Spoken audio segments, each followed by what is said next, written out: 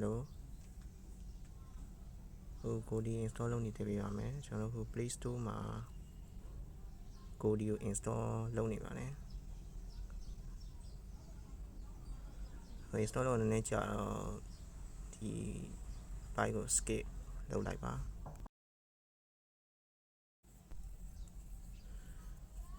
ဒီ video နည်းနည်းကြော်ကြည့်လိုက်ပါနော်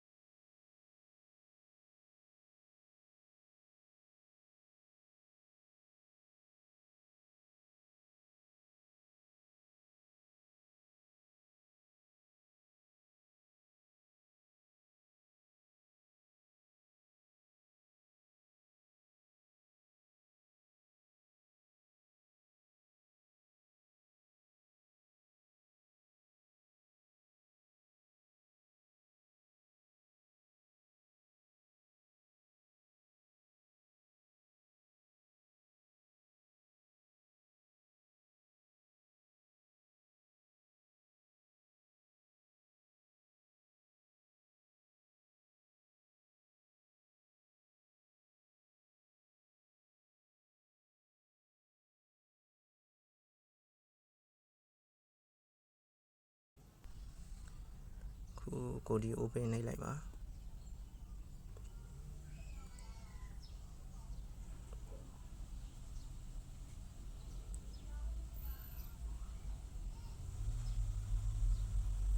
ကို video add on မှာ add on မရှိသေးဘူးဆိုတော့ကျွန်တော် add on သွားမယ် enter add on browser နှိပ်လိုက်မယ်ရော Google device ကိုသွားပြီးတော့ install လုပ်မယ်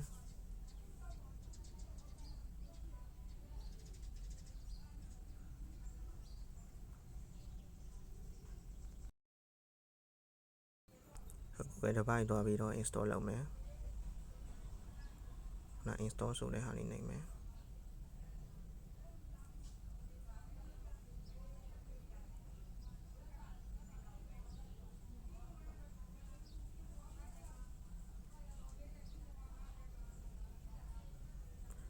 install လုပ်ပြီး Google device ကိုတစ်ချက်နှိပ်လိုက်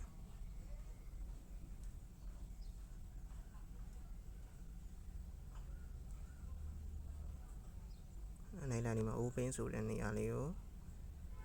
ဖွင့်လိုက်မယ်အဲ့တော့ add account နှိပ်ပေးပါ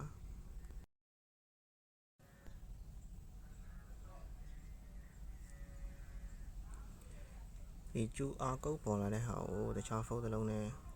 QR ဖတ်ပြီးတော့ဝင်လဲရတယ်ဒါမှမဟုတ်ဒီ browser မှာရှိတဲ့ URL ပေါ့နော် device-login-herokuf.com တွားပြီးတော့လဲ login ဝင်လို့ရပါတယ်လွယ်တာတော့ဒီ QR code ကိုစကင်ဖတ်ပြီးတော့တခြားဖုန်းတစ်လုံးနဲ့ဝင်တာပို့ပြီးတော့လွယ်ပါတယ်ဒီအပြာလေးကသူ့ရဲ့ကုတ်ပါlogin ဝင်တဲ့နေရာမှာ same wifi ဖြစ်ရပါမယ်ဒီဖုန်းတစ်လုံးနဲ့နောက်ဖုန်းတစ်လုံးနဲ့တခြားဖုန်းတစ်လုံးကဒီ QR code ဖတ်ပြီးတော့ဝင်တဲ့အချိန်မှာ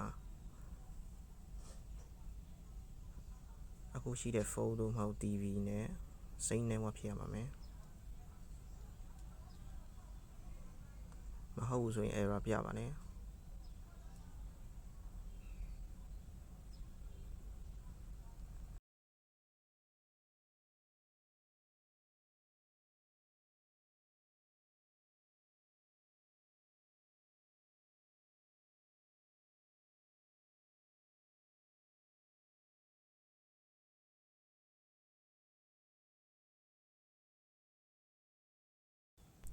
ဟိုဒီနေရာနဲ့ကြာနေတော့ဒီအားလုံးလုပ်ပြီးနေနဲ့ skip လုပ်လိုက်ပါကြောပြီးကြည့်လိုက်ပါနော်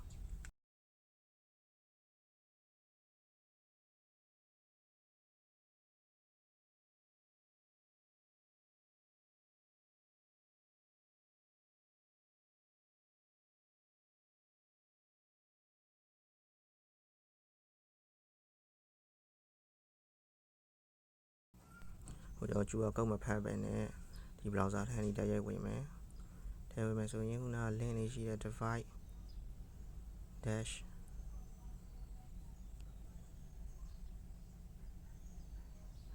login dash hero app.com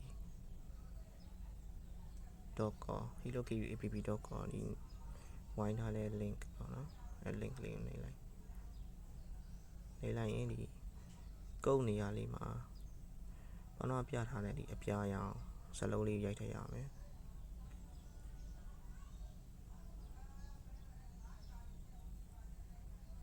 ဟိုဒီအပြာရောင်စလုံးလေးရှိတယ်အဲဒီရိုက်ထည့်ရမယ်နော်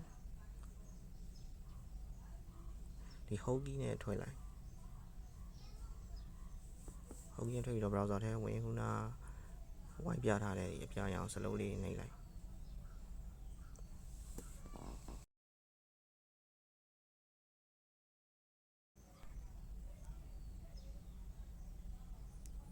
အဲဒါကြောင့်ဝင်ချင်တဲ့အကောင့်ကိုနှိပ်လိုက်ရင်ဝင်သွားပါပြီ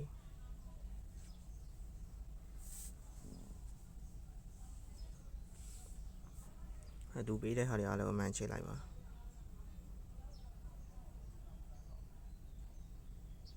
အဲဆိုဒီလိုအစိမ်းလေးပေါ်ရင်ဝင်သွားပြီဝင်သွားရင်ကျွန်တော် app ထဲသွားကြည့်ရင်အကောင့်ဝင်နေပါလိမ့်မယ်အဲဆိုအကောင့်ဝင်သွားပါပြီ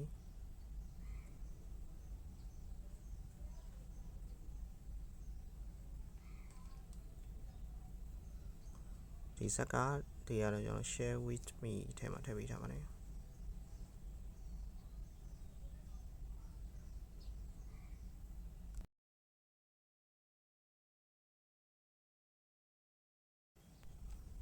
တပုတ်လောက်ဖွင့်ကြည့်လိုက်မယ်